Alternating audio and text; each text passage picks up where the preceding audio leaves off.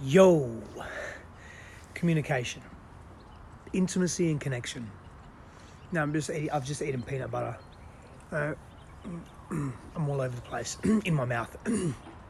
So we all thrive when we are connected and when we are intimate with ourselves and with other people. What I mean by this?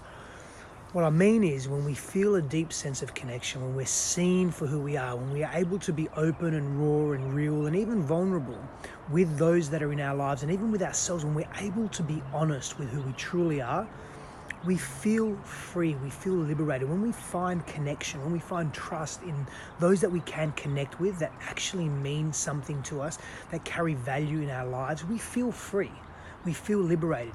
Yet sometimes we are unable to go deeper into connection, deeper to go into intimacy, understand ourselves, love those that are in us. Maybe we've been hurt in the past. Maybe we've experienced fear around going into intimacy or deepening our connection with a friend or a group of friends or a tribe or a band of brothers or sisters and so forth. Maybe we've experienced rejection. Maybe we've experienced humiliation, abandonment when we've opened ourselves up, when we've been raw, when we've been vulnerable, when we've been real with ourselves. Maybe we've experienced this hurt and now we are reluctant to go deeper. We're reluctant to connect. Yet connection and intimacy is something that we all yearn for, something that we all require in order to feel whole, in order to feel full, in order to feel free and liberated. And so what do we do in this instance? What can we do to deepen our intimacy? Well, firstly, of course, we need to move through the shadow stuff. We need to move through the past and not allow our past to affect our present. Not allow our past to dictate our future either, and not allow our past to determine the quality of the experiences and the relationships that we have in our world. Thank you for everyone that is joining, by the way. So maybe you could put this in the comments. Maybe there's somewhere in your life where you've experienced pain, where you've experienced disconnection in your own relationships, where you've been unable to really know yourself and express yourself, or rather you've been unable to express yourself. And in not being able to express yourself, you've been unable to really know yourself, to connect to the deeper parts of yourself. And just as an FYI, I saw one of the comments, I love where I live. This place in the evenings and the mornings is so beautiful. It's stunning. And you can hear the birds now in the background. It's just beautiful right now. It's a really nice time of year here in Southern California. And so this inability to connect because we're disjointed from ourselves, or we carry a fear around connecting with other people. What we're doing is, people in our world, relationships are essentially mirrors for us. They're mirrors to get to know each other and ourselves better, to get to know ourselves at a deeper level, to be more reflective around who we are, to get to know our pain points, to take us to our edges, to challenge ourselves, to experience life in its fullness. And so when we're reluctant to be in life and be in relationships and be vulnerable and be real and be raw and be open and speak our truth and communicate our truth, we don't get to know each other and we don't know ourselves. We lose this connection to ourselves. So what we're avoiding in others, this connection, intimacy that we're avoiding in others or in relationship, we're essentially avoiding here in ourselves.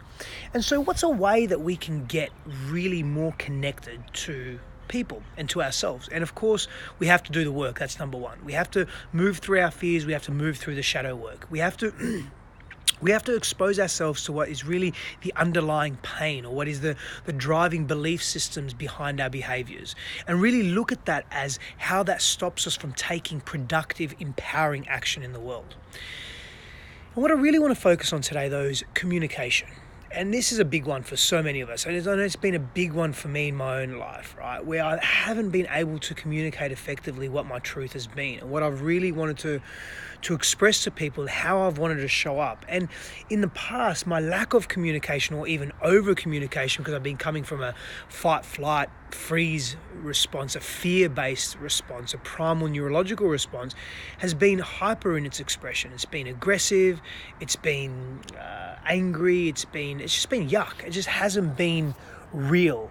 And so I'm just adjusting my Wi-Fi. Sorry if I lost you there. So it hasn't really been a solid connection that I've had to people and really to myself.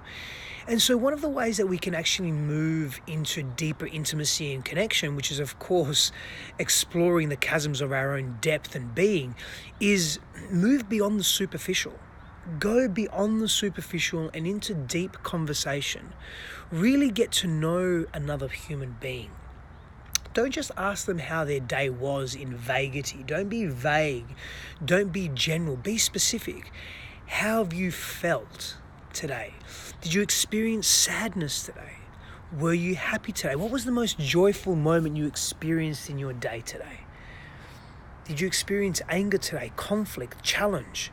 What's the biggest challenge you've experienced in the last 6 months, and how has it affected your sense of self and your well-being?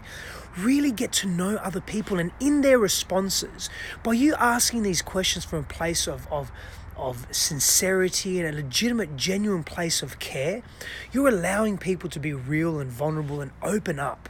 And there's so much that we can learn about ourselves when we do that. When we allow people the opportunity to really speak and communicate their truth, we learn so much about ourselves and we learn more about them.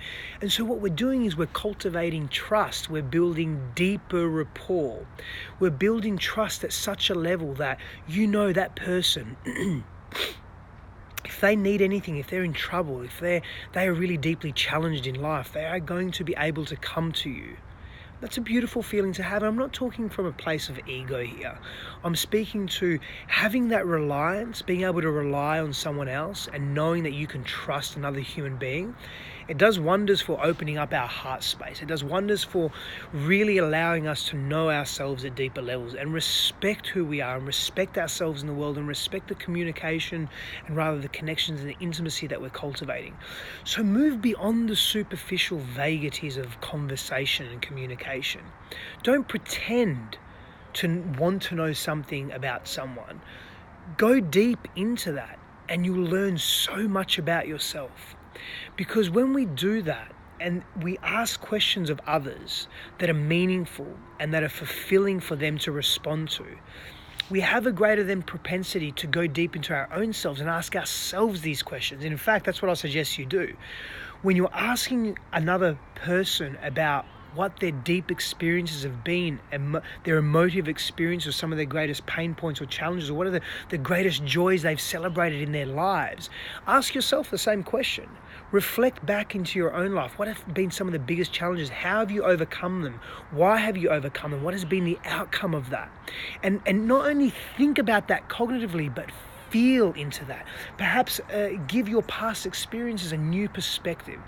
See the world from a different place and give others the opportunity to do the same. You know, when we build trust with each other, we're building tribe, we're building brotherhood, sisterhood, we're building deep, intimate connections.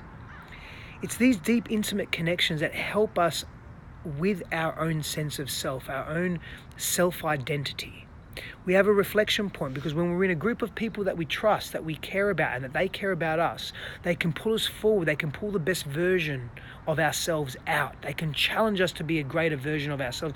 They can take us to our edge and experience life fuller, where we can grow and expand and really relish in the beauty that is life.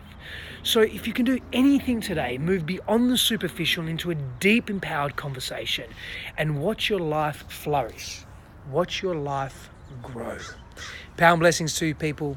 I'll see you again soon.